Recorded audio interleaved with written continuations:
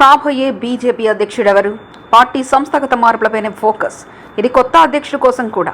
అధ్యక్ష పదవి రేసులో పలువురి పేర్లు. కొన్ని నెలలుగా సార్వత్రిక సమరంలో మునిగిపోయిన బీజేపీ కేంద్రంలో ప్రభుత్వం ఏర్పాటు కూడా పూర్తి కావడంతో ఇక సంస్థాగత మార్పులపై దృష్టి సారించింది. అందులో భాగంగా పార్టీ అధ్యక్షుడి ఎంపికపై కూడా కసరత్తులు ప్రారంభించింది.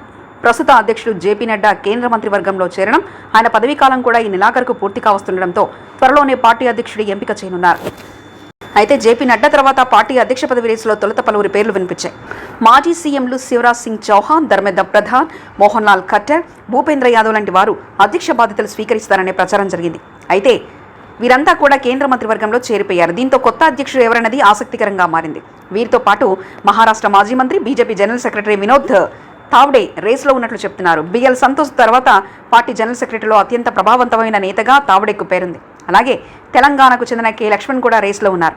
ప్రస్తుతం ఆయన పార్టీ ఓబీసీ మోర్చా చీఫ్గా వ్యవహరిస్తున్నారు. బీజేపీ రాష్ట్ర అధ్యక్షుడిగా పనిచేసిన అనుభవం కూడా ఆయన సొంతం. అలాగే సునీల్ బన్సల్ పేరు కూడా వినిపిస్తుంది. ఆయన తెలంగాణ, పశ్చిమ బెంగాల్, ఒడిశా రాష్ట్రాల ఇన్ఛార్జ్గా బాధ్యతలు స్వీకరించిన అనుభవం ఉంది. ఎంపీ ఓం మాథుర్ కూడా అధ్యక్ష రేసులో ఉన్నారు. వీరితో పాటు తాజాగా కేంద్ర మాజీ మంత్రి స్మృతి ఇరానీ పేరు వినిపిస్తుంది. యూపీలోని అమేథీ నియోజకవర్గం నుంచి పోటీ చేసి ఆమె ఓడిపోయారు. దీంతో ఆమె కూడా పార్టీ అధ్యక్ష రేసులో ఉన్నట్లు జాతీయ మీడియాలో ప్రచారం సాగుతుంది. ఒకవేళ అది నిజమైతే బీజేపీ పార్టీకి చెందిన తొలి మహిళా అధ్యక్షురాలుగా స్మృతి ఇరానీ కానుంది. ఏదేమైనా మరికొన్ని రోజుల్లో అధ్యక్ష ఎంపిక ప్రక్రియ ముగించనున్నారు. మరోవైపు తెలంగాణతో సహా చాలా రాష్ట్రాల్లో పార్టీ అధ్యక్ష నియామకాలు చేపట్టాల్సి ఉంది. కొన్ని రాష్ట్రాల్లో ప్రతికూల ఫలితాలు రావడంతో పాటు మరికొన్ని రాష్ట్రాల్లో పార్టీ రాష్ట్ర అధ్యక్షులు కేంద్ర రాష్ట్ర మంత్రివర్గాల్లో చేరడంతో ఆయా రాష్ట్రాల్లో కొత్త వారిని నియమించాల్సి ఉంది.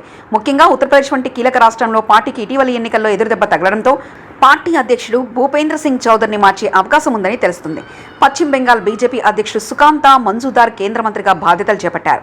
బీహార్ బీజేపీ అధ్యక్షుడిగా సామ్రాట్ చౌదరి రాష్ట్రంలో ఉన్న ఉప ముఖ్యమంత్రిగా కొనసాగుతున్నారు. హర్యానా ముఖ్యమంత్రి నయాబ్ సింగ్ షైని రాష్ట్రంలో పార్టీ సారథిగా కూడా ఉన్నారు.